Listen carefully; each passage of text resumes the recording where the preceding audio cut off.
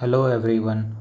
आज मैं chapter 2 licensing of driver of motor vehicle पे एमसीक्यू सीरीज स्टार्ट कर रहा हूँ। आज का पार्ट 1 है। अगर आपने चैप्टर 1 पे 2 पार्ट में आया था चैप्टर 1 पे, अगर वो आपने नहीं देखा है तो ऊपर आई बटन पे पार्ट 1 से देख लीजिए, ठीक है। और जैसा मैंने पिछले वीडियो में बताया था कि मैं क्वेश्चन पढ़ूंगा तुरंत आंसर करूँगा, तो आप पॉज करके खुद से आंसर करना, फिर आगे बढ़ना, और जो आपका स्कोर आता है वो मुझे कमेंट सेक्शन में बताना, ठीक है। तो क्वेश्चन नंबर 1 से स्टार्ट करते हैं। Necessity of driving licence is mentioned section number, मतलब किस सेक्शन नंबर में ड्राइविंग लाइसेंस की नेसेसिटी मेंशन किया गया है। तो इसका आंसर होगा ए। इसमें ये मेंशन किया गया है कि आप बिना ड्राइविंग लाइसेंस के कोई भी गाड़ी किसी भी पब्लिक प्लेस पे यूज़ नहीं कर सकते। ये आपको सेक्शन नंबर 3 बोलता है, ठीक है। तो ये इंपॉर्टेंट सेक्शन है, ये याद रखना। Next, no person shall so drive a transport vehicle other than dash hired for his own use or rented unless his driving license specifically entitles him to do so। मतलब अगर आप गाड़ी एक transport vehicle नहीं चला सकते unless आपके driving licence में ये बात स्पेसिफाई हो कि ट्रांसपोर्ट गाड़ी की लाइसेंस है, एक्सेप्ट ये किस व्हीकल पे ये चीज़ लागू नहीं होता है, किस पे एप्लीकेबल नहीं होगा। तो इसका आंसर होगा motorcycle yes, motor cab yes, दोनों होगा। एक्सेप्ट मोटरसाइकिल और मोटर कैब आप इसको बिना, मतलब जो नॉन ट्रांसपोर्ट व्हीकल की जो लाइसेंस आती है उससे भी आप मोटर कैब और मोटरसाइकिल चला सकते हो, वैसे ट्रांसपोर्ट व्हीकल। अब आप बोलोगे कि मोटरसाइकिल कहाँ पे चलती है ना, ओला की बाइक चलती है, वो भाड़े पे चलाते हैं, तो वो भी एक ट्रांसपोर्ट व्हीकल हो गई। मोटर कैब मतलब टैक्सी हो गई, ये दोनों ट्रांसपोर्ट कैटेगरी में आएगी, लेकिन इसको आप नॉन ट्रांसपोर्ट के लाइसेंस से भी चला सकते हैं। तो मतलब अगर आपके पास ट्रांसपोर्ट का लाइसेंस नहीं है फिर भी आप नॉन ट्रांसपोर्ट के लाइसेंस से ये दोनों गाड़ी आप चला सकते हो, इतना ये कहना चाहता है, ठीक है। आगे बढ़ते हैं। No person under the age of dash shall drive a motor vehicle in any public place. Basically ये पूछ रहा है कि मिनिमम एज कितनी होनी चाहिए किसी भी व्हीकल को ड्राइव करने के लिए पब्लिक प्लेस में। तो इसका आंसर है 18। याद रखना है यहाँ पे कुछ स्पेशल कंडीशन नहीं दिया गया है, यहाँ पे जनरली पूछा है। Next, a motorcycle with engine capacity not exceeding dash cc may be driven in any public place by a person after attaining the age of 16 years। यहाँ पे एक स्पेशल केस है कि अगर आप जो गाड़ी चला रहे हो उसका इंजन कैपेसिटी है वो कितना सीसी से कम हो, तो आप इस 16 ईयर्स के एज पे होते ही आप चला सकते हो। तो इसका आंसर है 50 सीसी, मतलब 50 सीसी या उससे कम की गाड़ी आप चला सकते हो अगर आपकी एज 16 ईयर्स पहुँच जाए तो। No person under the age of dash years shall drive a transport vehicle in any public place. तो इसका आंसर होगा ट्रांसपोर्ट व्हीकल के लिए चलाने के लिए जो मिनिमम मुझे होती है वो होती है 20 ईयर्स, ठीक है। नेक्स्ट आगे बढ़ते हैं।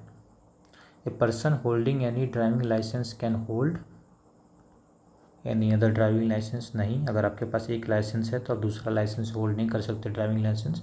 ए लर्नर लाइसेंस, हाँ आप लर्नर लाइसेंस होल्ड कर सकते हैं, जैसे अगर आपके पास नॉन ट्रांसपोर्ट व्हीकल का लाइसेंस है और अगर आप ट्रांसपोर्ट व्हीकल के लिए अप्लाई करते हो तो आप उसका लर्नर लाइसेंस आपको मिलता है, तब तक आप दोनों एक साथ होल्ड कर सकते हो, नॉन ट्रांसपोर्ट का लाइसेंस और ट्रांसपोर्ट व्हीकल का learner licence. Driving licence to drive vehicles belonging to central government, हाँ इसके लिए अलग क्राइटेरिया होता है, इसके लिए अलग लाइसेंस आता है। तो आप अपने पर्सनल गाड़ी के लिए भी एक ड्राइविंग लाइसेंस होल्ड कर सकते हो, और अगर आप सेंट्रल गवर्नमेंट का डिफेंस की गाड़ी आप चलाते हो, वहाँ के एम्प्लॉय हो, तो आप उसका भी अलग से लाइसेंस होल्ड कर ही सकते हो। इंटरनेशनल ड्राइविंग परमिट, हाँ आप ये भी होल्ड कर सकते हो। इंटरनेशनल ड्राइविंग परमिट के लिए एक कंडीशन भी है कि अगर आपके पास ऑलरेडी एक लाइसेंस नहीं है तो आप इंटरनेशनल ड्राइविंग परमिट के लिए आप अप्लाई भी नहीं कर सकते। इंटरनेशनल ड्राइविंग परमिट अगर आप फॉरेन में जाते हैं तो वहाँ पे कुछ टाइम के लिए आपको परमिट दिया जाता है इंडिया से चलाने के लिए गाड़ी, एक तरह से इंटरनेशनल ड्राइविंग परमिट हो गया, ठीक है। तो ऑप्शन क्या हो गया 2, 3 एंड 4। 2, 3 एंड 4 नहीं है क्या, लगता है यहाँ पे हम लोग मिस कर गए, यहाँ पे 2 एंड 3 एंड 4 आएगा, ये आप थोड़ा एक एरर हो गया, आप ये टिक कर लेना। ऑप्शन होगा सी, 2, 3 एंड 4। आप लर्नर लाइसेंस होल्ड कर सकते हो, आप ड्राइविंग लाइसेंस टू ड्राइव ये भी होल्ड कर सकते हो, इंटरनेशनल 2, 3 एंड 4, ठीक है। यहाँ पे एक मिस्टेक है ऑप्शन में। नेक्स्ट,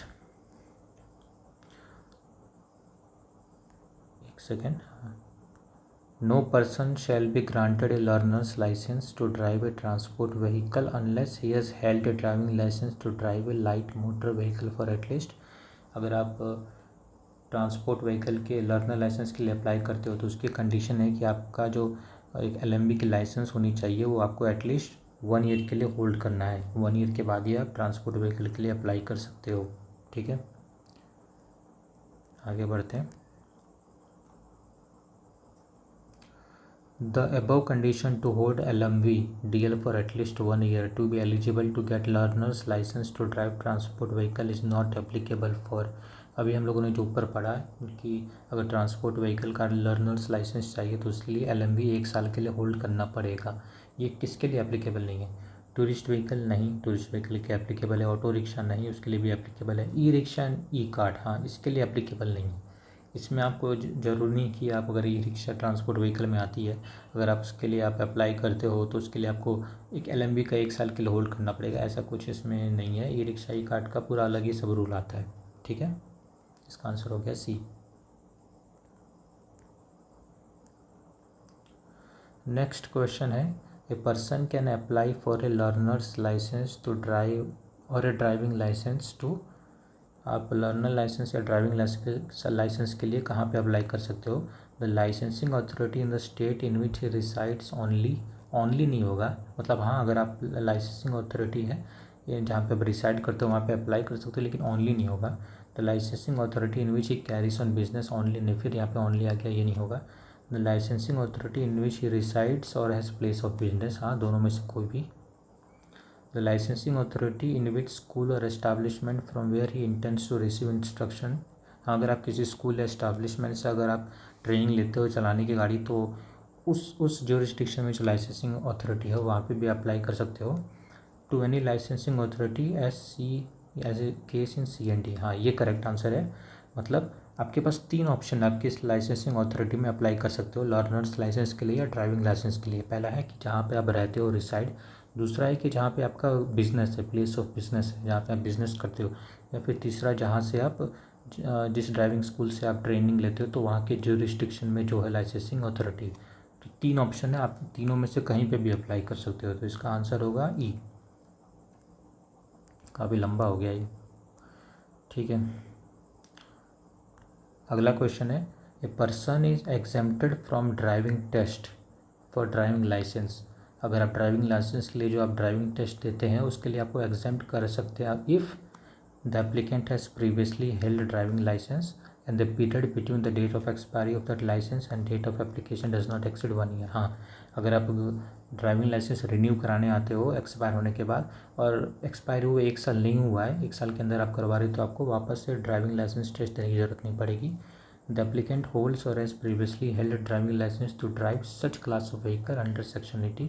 अगर आप सेंट्रल गवर्नमेंट की आपने पहले कभी गाड़ी चलाई है या चला रहे हो तो उसी सच क्लास यहाँ पे लिखा है, उसी क्लास के व्हीकल के लिए आपको ड्राइविंग टेस्ट नहीं देनी पड़ेगी अगर आप उसके लिए DL के लिए अप्लाई कर रहे हो। The applicant holds a driving licence to drive such class of vehicle issued by competent authority of any country outside India.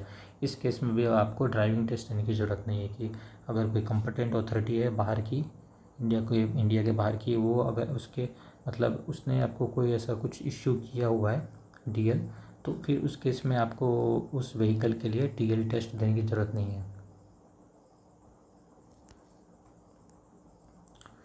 अगला है, for an application for licence to drive transport vehicle a medical certificate in form 1 is signed by registered medical practitioner is needed. हाँ, अगर आप transport vehicle के लिए apply करते हो तो आपको एक मेडिकल सर्टिफिकेट चाहिए और ये कोई एक रजिस्टर्ड मेडिकल प्रैक्टिशनर से साइन किया हुआ होना चाहिए।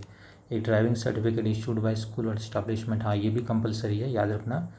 ये अगर आप नॉन ट्रांसपोर्ट के लिए ज़रूरी नहीं है, लेकिन ट्रांसपोर्ट के लिए आपके पास एक ड्राइविंग सर्टिफिकेट होना चाहिए। ठीक है, तो इसका आंसर हो जाएगा both, C is correct answer, both. Where an applicant does not pass a driving test, he may be permitted to reappear for the test after a period of। तो अगर आप कोई एक ड्राइविंग टेस्ट देने जाते हो, अगर आप फेल हो जाते हो तो आपको कितने दिन बाद वापस आप अपीयर हो सकते हो? तो इसका आंसर होगा 7 days। याद रखना ये मोटर व्हीकल एक्ट है, स्टेट बाय स्टेट कुछ वेरी कर सकता है।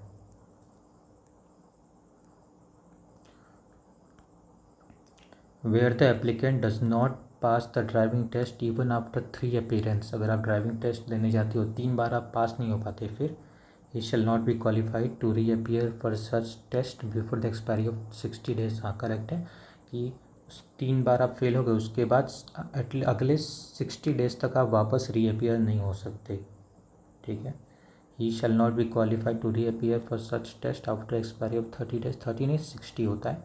Such applicant shall be required to complete a remedial driving training course.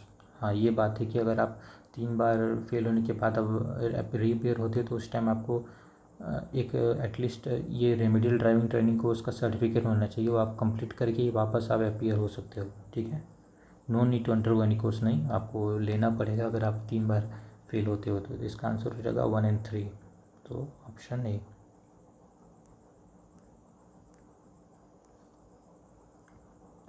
अरे यार क्या हो गया, चलो ठीक है। Section 12 of motor vehicle act is about, section 12 है वो किसके बारे में बात करता है, तो इसका आंसर होगा D, licensing of driving schools and establishment. Driving school और एस्टैब्लिशमेंट है उसके लाइसेंसिंग से रिलेटेड रूल्स की बात करता है, तो ये इंपॉर्टेंट सेक्शन है, आप याद रखना।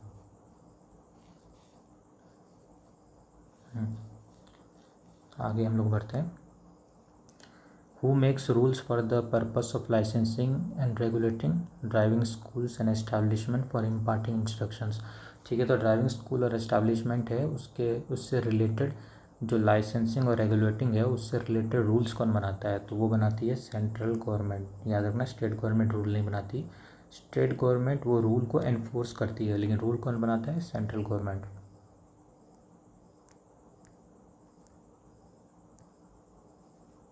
The curriculum of the training modules of any school और establishment and the remedial driving training course. हाँ ये दोनों हो गया कि जो स्कूल और एस्टैब्लिशमेंट है वहाँ का ट्रेनिंग मॉड्यूल और जो रेमेडियल ड्राइविंग कोर्स है उसके बारे में, इसके बारे में जो करिकुलम होता है सिलेबस वो सब कौन प्रिस्क्राइब करता है, तो वो भी प्रिस्क्राइब करती है सेंट्रल गवर्नमेंट। सब कुछ रूल्स भी बनाती है, सिलेबस भी प्रिस्क्राइब करती है। ठीक है, ए लर्नर्स लाइसेंस और driving licence issued shall be effective. कोई लर्नर लाइसेंस ड्राइविंग लाइसेंस आपको इशू किया गया वो कहाँ तक इफेक्टिव होगा, throughout state only in which granted. नहीं गलत बात है, अगर आपको गुजरात में अप्लाई करते हो तो ऐसा नहीं कि सिर्फ गुजरात में आपको इशू किया गया है तो सिर्फ गुजरात में ही एप्लीकेबल होगा, ऐसा नहीं है। Through out India, through out the area of jurisdiction of licensing authority, नहीं ऐसा नहीं है।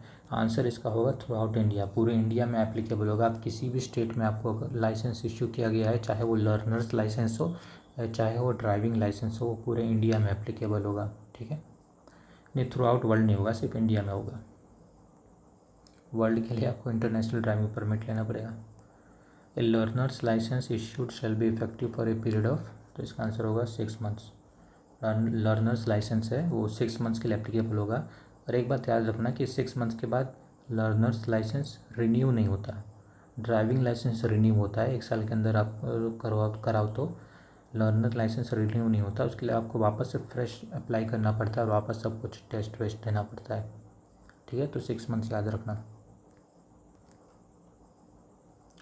द ड्राइविंग लाइसेंस इश्यूड और renew to drive a transport vehicle shall be effective for a period of, तो ट्रांसपोर्ट व्हीकल के लिए जो driving licence issue किया जाता है उसकी जो वैलिडिटी होती है वो 5 साल के लिए होती है, 5 साल तक वैलिड होता है, उसके बाद आपको रिन्यूअल के लिए डालना होगा।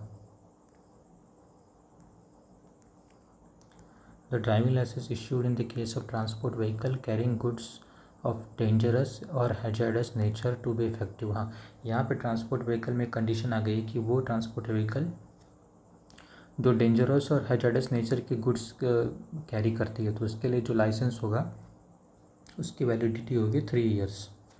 ठीक है, तो इसके साथ ही हमारा ये आज का ख़त्म होता है। टोटल 21 MCQs थे। अगला पार्ट जितना हो सके मैं जल्दी ला दूंगा, और मुझे नहीं पता कितने पार्ट में चैप्टर 2 कंप्लीट होगा। तो ठीक है, that's all, thank you for watching.